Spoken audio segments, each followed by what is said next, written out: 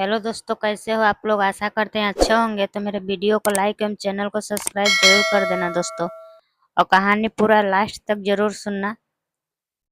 बिहार के एक छोटे से गांव में हर सुबह सूरज की पहली किरणों के साथ ही चौपाल पर चहल पहल शुरू हो जाती थी। लोग खेतों के काम पर जाने से पहले एक ही जगह जरूर आते, रामू चाय वाले की दुकान। रामू गरीब जरूर था, लेकिन उसकी चाय का स्वाद पूरे गांव में मशहूर था।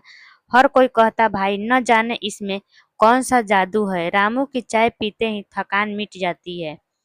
रामू मुस्कुराकर बस इतना कहता, भैया ये तो मेरे हाथ का करिश्मा है। लेकिन असल में बात कुछ और ही था। रहस्यमय डिब्बा। रामू के घर में एक पुरानी लकड़ी की पेटी रखी थी, जो उसके दादाजी ने विरासत में मिली थी। जब रामू छोटा था तो उसकी माँ ने एक बार बात बताया था, बेटा यह पेटी खोलना मत, इसमें हमारी पीढ़ियों का रहस्य छिपा है।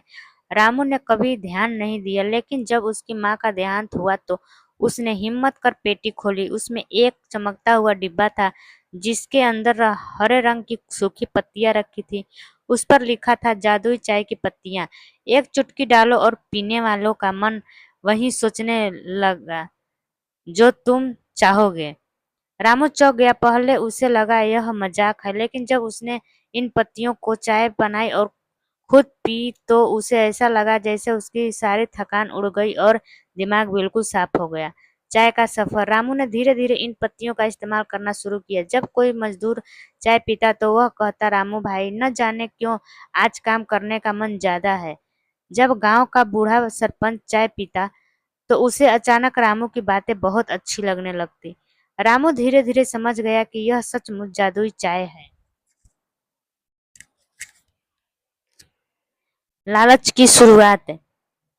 शुरुआत में रामू ने इसका इस्तेमाल अच्छे कामों के लिए किया, गांव के झगड़े शांत कराने, गरीबों की मदद दिलाने, लोगों का मन सुख करने के लिए। लेकिन धीरे धीरे उसके मन में लालच आने लगा। उसने सोचा, अगर मैं सबका दिमाग बदल सकता हूँ तो मैं गांव का सबसे ताकतवर आदमी बन सकता हूँ। अब जब भी पंचायत बैठती, रामू सरपंच को जादुई चाय पिलाकर अपने पक्ष में फैसला करवा देता। धीरे धीरे लोग उसकी बातें मानने लगे। गांव में बदलाव। कुछ ही महीनों में रामू गांव का सबसे बड़ा आदमी बन गया। खेत, दुकानें, यहाँ तक कि कई घर भी उसके नाम हो गए। लोग कहते, रामू भाई तो भगवान है, उनकी चाय में सचमुच जादू है। लेकिन किसी को असलियत नहीं पता थी। गांव का एक लड़का मोहन, जो पढ़ाई में तेज था, उसे शक होने लगा। वह देखता कि जब भी कोई चाय पीता तो उसके विचार अचानक बदल जाते। एक दिन उसने छुपकर देखा कि रामू चाय बनाते समय चमकदार डिब्बों से पत्तियां डालता है। मोहन ने तय किया कि वह असली सच्चाई जानकर रहेगा। मोहन की चाल।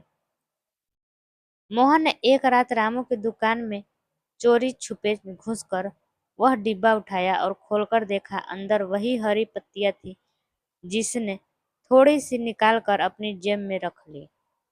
अगले दिन उसने अपनी माँ के लिए चाय बनाई।